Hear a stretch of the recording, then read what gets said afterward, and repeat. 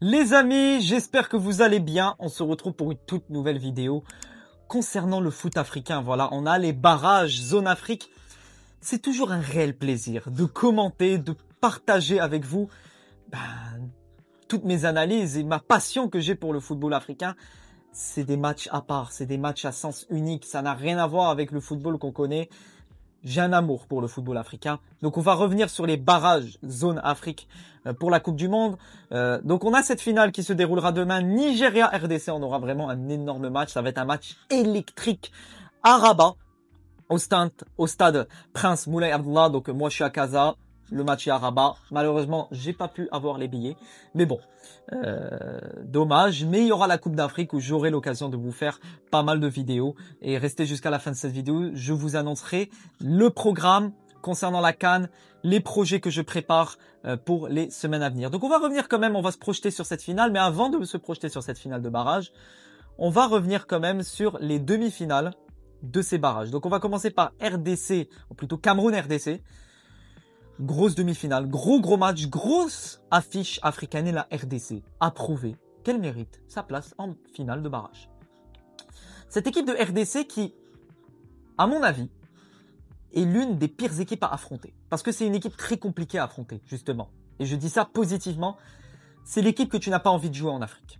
C'est une équipe qui est faite pour jouer en Afrique. C'est une équipe qui sait jouer en Afrique. Ils battent le Cameroun. Ils étaient à ça de battre le Sénégal. Ils menaient 2-0. Ils se sont fait remonter 3-2. Donc cette équipe de RDC mérite sa place en finale de barrage avec ce but de Chancel Mbemba en arrêt de jeu. Donc voilà, 91e minute.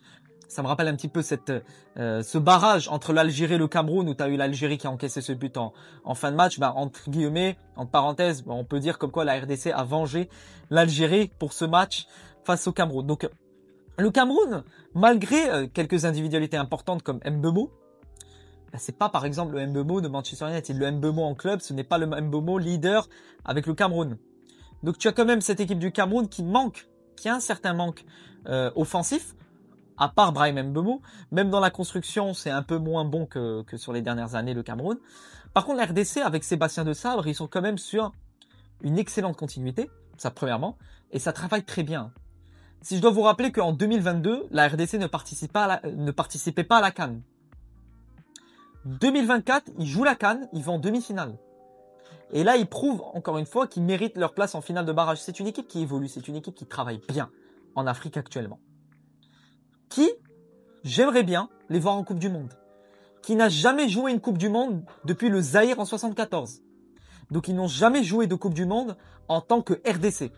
J'aimerais quand même voir, parce qu'ils méritent également de jouer un jour une Coupe du Monde. Cette génération de la RDC, des supporters de la RDC, méritent de voir leur pays un jour jouer quand même une Coupe du Monde. Si je dois vous rappeler qu'il y a quand même plus de 5-6 générations qui n'ont pas vu leur pays jouer pour la Coupe du Monde. Donc ils mériteraient quand même. Donc voilà, t'as eu ce but en fin de match, t'as eu la RDC. Alors attention, le Cameroun qui n'aura pas été bon. L'RDC qui avait certains manques à certains moments dans certaines phases de jeu, mais qui enchaîne les victoires, qui confirment encore une fois. Leur dernière défaite date justement du Sénégal. Donc voilà, si on voit les dernières défaites. Donc ils ont une victoire contre le Soudan, une victoire contre le Togo, c'est ok 1-0, mais c'est des victoires. Dernière défaite, c'était face à la RDC. Donc voilà pour la RDC. Enfin, c'était face au Sénégal. En termes d'effectifs, ils ont du Aaron Wan-Bissaka. Offensivement, ils ont de quoi jouer avec Bogonda, Bakambu, voilà. Et ils ont surtout Sébastien Desabre sur le banc qui leur permet d'aller le plus loin possible, qui travaille très bien d'ailleurs avec cette équipe, qui avait manqué la phase directe pour la Coupe du Monde de 2 petits points, 7 victoires, 1 nul et 2 défaites. Donc ils avaient manqué de ça, de jouer une Coupe du Monde et d'envoyer le Sénégal en barrage. Ils ont encore une chance d'aller jouer la Coupe du Monde s'ils battent encore une fois le Nigeria.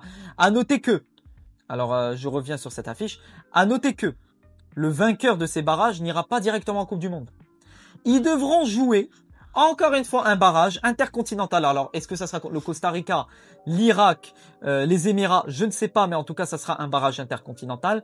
Donc ils ont encore 2 matchs à jouer pour se qualifier officiellement en Coupe du Monde. Ils ont ce match qui va pas être facile. Voilà, bon courage aux 2 équipes. Et ils ont le barrage intercontinental qui sera pas du tout facile. Si je dois revenir sur le Nigeria. Le Nigeria qui a battu largement le Gabon, 4-1. Le Gabon qui a égalisé, ok, avec ce but de Lemina à la 89e. C'était un match qui s'est vraiment débloqué sur la fin.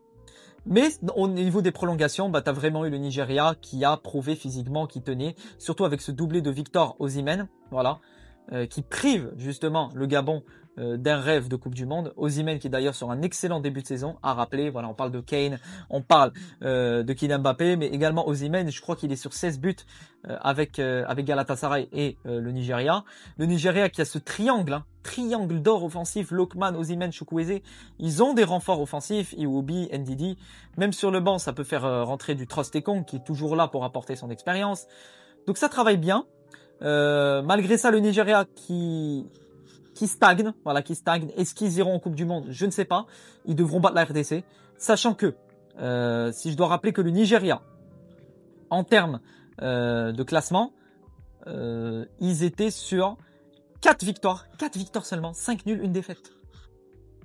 Donc là, si on se tient à la logique, bah, la RDC est la mieux placée, la plus en forme pour aller battre cette équipe du Nigeria avec ses 7 victoires, 1 nul, 2 défaites et une victoire de prestige face au Cameroun. Donc la RDC est la mieux placée pour aller... Bon, après, c'est du football, hein, vous savez, le football, tout est possible. Mais en tout cas, le Gabon, qui s'est fait très clairement laminer, si vous voyez le jeu de mots avec le Mina, par le Nigeria. Donc, on va se projeter un petit peu sur cette finale de barrage qui aura lieu demain. Gros match parce que quand tu vois ce match, ça peut être une finale de CAN, ça peut être une demi-finale de CAN, ça peut être un énorme match africain et ça l'est, ça peut être une finale de CAN. Sur ces deux équipes-là, sur les deux équipes-là qu'on a en face de nous, bah les deux ont joué une demi-finale de CAN lors de la dernière édition. Et l'une d'entre elles est allée en finale, le Nigeria. Les RDC qui était à ça d'aller en finale de la dernière CAN face à la Côte d'Ivoire, 1-0 de défaite sur les arrêts de jeu. Donc deux équipes qui sont en forme, voilà, ça enchaîne les victoires. Dernière défaite pour la RDC, c'était face au Sénégal, comme je l'ai dit. Le Nigeria qui retrouve le goût de la victoire. Donc ça va être un gros match africain, un gros match d'Afrique. On aura le droit à du très beau spectacle. Le vainqueur ira jouer les barrages intercontinentaux. Si je dois me positionner sur un vainqueur, je miserai quand même sur la RDC. Voilà, je pense que la RDC a cet atout mental, cet atout physique. Ils veulent pas abandonner l'affaire. Ils savent que ça sera peut-être l'une de leurs seules chances d'aller jouer une Coupe du Monde. Une Coupe du Monde, ça se joue tous les 4 ans. Ils devront attendre quoi? Encore 4-5 ans pour jouer une Coupe du Monde? Ils ont cette possibilité de battre le Nigeria et derrière d'attendre jusqu'au mois de mars, bien se préparer après la CAN pour jouer soit l'Irak, le Costa Rica, les Émirats, Curaçao ou j'en sais rien. Mais ils auront la possibilité de défendre leur pays pour jouer une Coupe du Monde. Donc si je dois dire un vainqueur, la RDC, je dirais une victoire 2-1 de la RDC face au Nigeria. En tout cas, on aura le droit à un énorme match. Ça, on peut le dire. Tu as eu Chancel Mbemba en fin de match qui a fait très mal au Cameroun, qui a fait subir au Cameroun ce qu'a subi l'Algérie il y a quelques années. Donc Chancel Mbemba également qui se place parmi les meilleurs défenseurs africains. Alors on parle en Afrique. C'est un joueur qui a l'âme d'Afrique, qui ne veut rien lâcher, qui est là costaud, mentalement, physiquement, qui ne lâche rien, qui mouille le maillot jusqu'au bout, et il l'a fait en mettant ce but victorieux pour la RDC. Donnez-moi votre avis en commentaire concernant ce match, les supporters de la RDC, les supporters du Nigeria, je lirai encore une fois tous vos commentaires. J'espère que cette vidéo vous aura plu, du contenu est à venir. Du contenu va venir dans les prochaines semaines les gars. La CAN est au Maroc, je suis au Maroc, je vis au Maroc. Je prépare pas mal de choses. Il y aura des vlogs, il y aura des avant-matchs, il y aura des vidéos analyses. Il y aura une nouvelle série que je vais lancer de vidéos dans pas longtemps. Une série où on va analyser, décortiquer, selon moi, les 10 favoris pour cette prochaine Coupe d'Afrique. Ça va être une très belle série de vidéos. Il me tarde de la faire. En tout cas, ne vous inquiétez pas. Hein. La Coupe d'Afrique, abonnez-vous, likez, commentez, partagez. Parce que les gars, pendant la CAN, vous n'allez pas être déçus. Il y aura énormément de vlogs, il y aura énormément de vidéos, analyses, débrief où on va décortiquer toutes les équipes. On va vivre d'excellents moments, je l'espère, ensemble pour cette Coupe d'Afrique. J'espère que cette vidéo vous aura plu. En tout cas, on se retrouve demain pour le débrief.